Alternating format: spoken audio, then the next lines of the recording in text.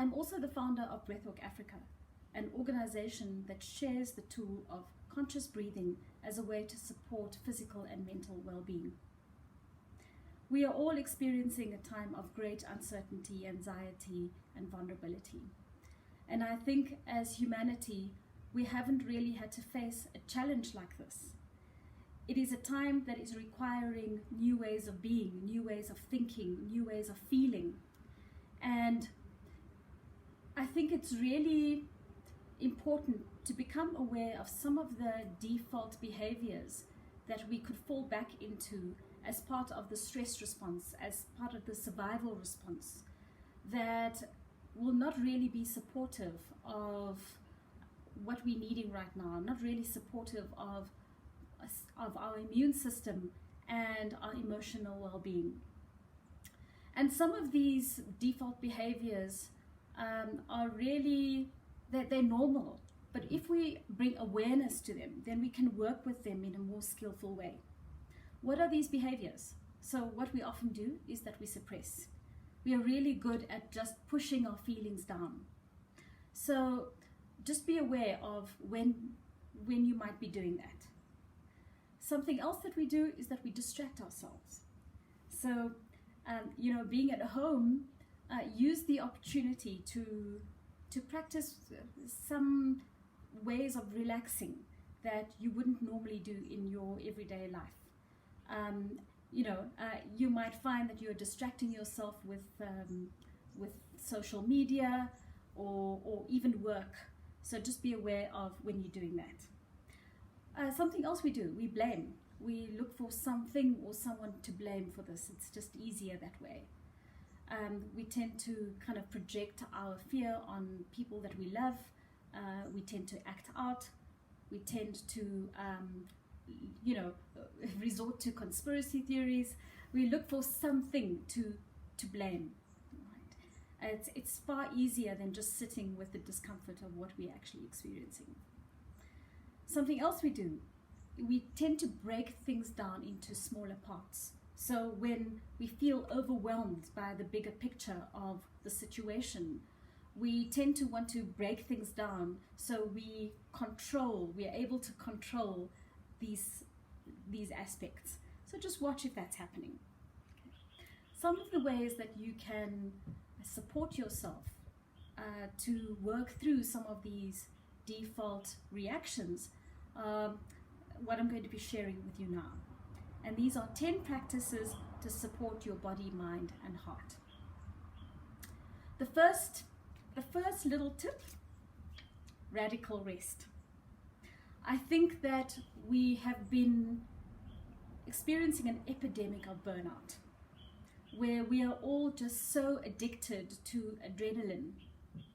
And we've been experiencing the effects of burnout mentally and physically. And in fact, we have forgotten what rest really feels like. And in order for the body to heal itself, in order for the immune system to function optimally, it's really important that we train the body and mind to drop down into a state of deep relaxation. So what do we mean by rest? Does it mean watching Netflix? Does it mean just sitting on the couch? I think it needs to be something that's far more conscious. It is a kind of rest that will slow your brain waves down, that activates what we call the parasympathetic nervous system, the rest and digest mode. And it's only when we drop into this level of rest that the body is able to restore itself, that the immune system is boosted, that all the regenerative functions are able to happen in this state of energy. And this is something that we need to train into our system. And through practices like conscious breathing, we are able to do this really easily. The second tip, move.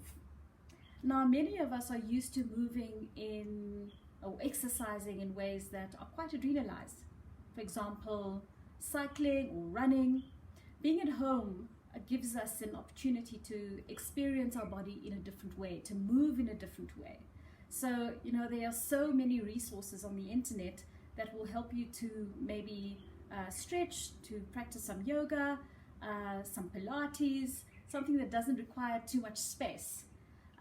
So an opportunity to really experience a tuning in through exercise rather than tuning out. Okay, eating the food that loves you back. Now I know when I'm stressed and anxious, I gravitate towards comfort food and something that's sweet, the sweet tooth. I think you may be able to relate to that. So just watch that, and perhaps if you plan your meals and eat food that really loves you back. So food that's going to boost your immune system, food that has anti-inflammatory qualities or properties, ginger, garlic, alkaline food, lots of fresh fruit and vegetables. So just make sure that you're getting enough fresh, wholesome food. And I find if you plan your meals, it's easier for you to do that. Stay hydrated. That's really important too. Okay. Breathe. Okay. So if there's one thing that you take from this, is to use your breath consciously and skillfully. Now, breathing is something that we often take for granted. We don't really place any importance on it until we really have to, or it becomes difficult to. And yet, when we bring awareness to this breath that comes so naturally that we don't have to think about, it becomes a very powerful tool to immediately break the stress response and activate the parasympathetic nervous system. It's also important to know that when we are in a state of stress and anxiety, the part of the brain that is able to think rationally, that is able to really see the bigger picture, gets shut down. But when we slow down our breathing, we are able to switch that part of the brain back on again. So I'd like to share some very simple practices that I'd like to encourage you to use every day and to really practice when things get overwhelming. All right. And you can even practice this with me now. And the first practice I'm going to share with you is simple breath awareness. Okay.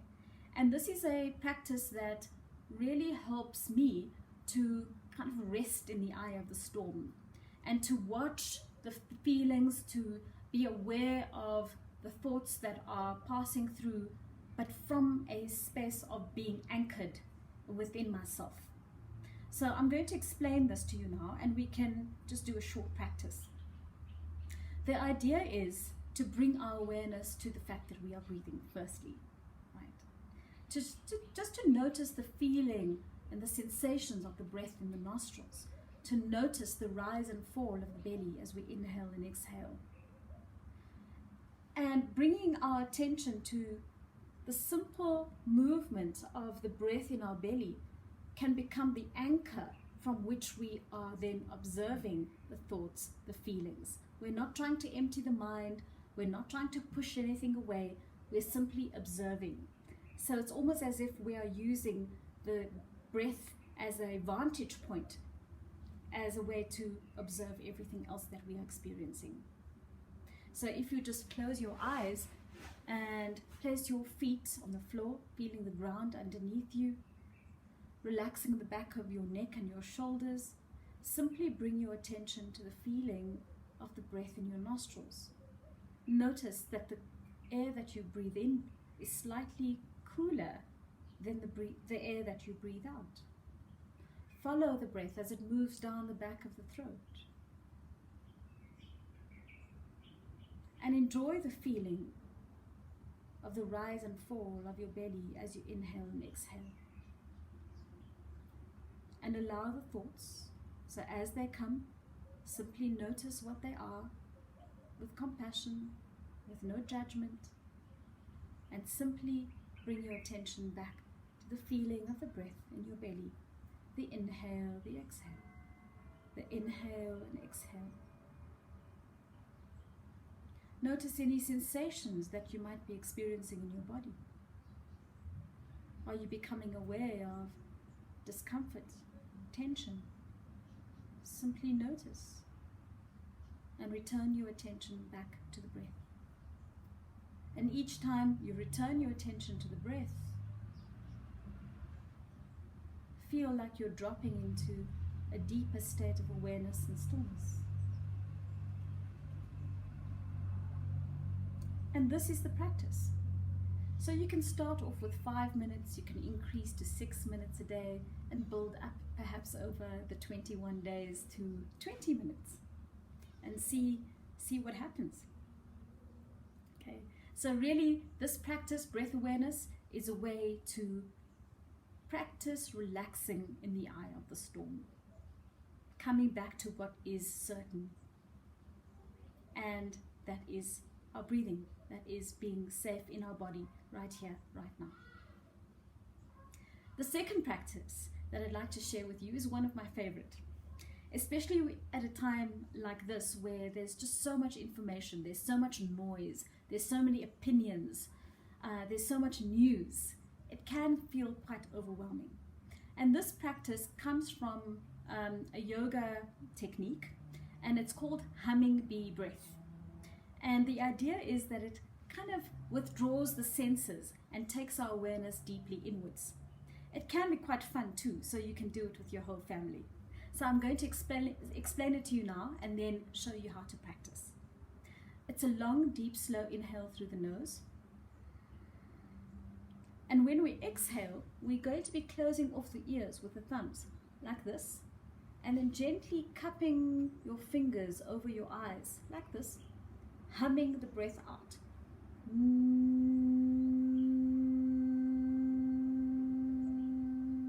Until you're completely out of breath, and take a next inhale.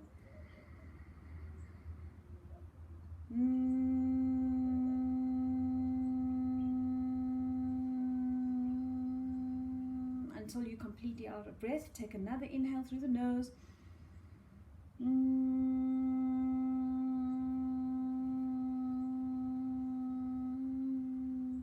And you can do this about 6 or 8 times, and when you're done, you can just relax your hands, keep your eyes closed, and enjoy that feeling of kind of buzzing, which is quite nice. What also happens when you practice this technique is that it really super boosts the messages that are traveling from your body to your brain through your vagus nerve. Okay? And the vagus nerve sends signals to your brain that you are safe, that it's time to relax, it's time to heal. So it's a very, very powerful practice, which has really important benefits, especially at this time. Okay. The third practice that I'd like to share with you is called box breathing. Now, box breathing is a way to really bring calm focus, and it helps you to really calm down when you're feeling overwhelmed and anxious. It's really breaking the breath cycle down into 4 parts. So the inhale, the hold after the inhale, the exhale, and then the hold after the exhale. And we're going to be creating the same amount of, so we're basically going to be slowing down the breath so that there's equal parts, equal time for all 4 parts. Inhaling for a count of 4, for example. Holding it for a count of 4. Exhaling for a count of 4. And then holding for another count of 4. Inhale, 2, 3, 4. Pause, 2, 3, 4. Exhale, 2, 3, 4. Pause, 2, 3, 4. Inhale, 2, 3, 4. Pause, 2, 3, 4. Exhale, 2, 3, 4. Pause, 2, 3, 4. And this is a great technique just to practice when you are feeling anxious. Also, if you feel that you are experiencing difficulty breathing, or you suspect that you might have coronavirus, it's a really, really important technique to practice to optimize the oxygenation of your cells. So practice this one. I really recommend that you practice this and get good at it. So in times that you really need it, you are are quite skilled at it already. So what I have shared with you so far are some techniques that will really help to boost your body's intelligence. Okay. And next time we will be talking about some of the tips and techniques that will help you to deal with some of the emotional aspects of what you may be going through, and also some very practical ways to keep your mind sane. Okay. Thank you, everybody.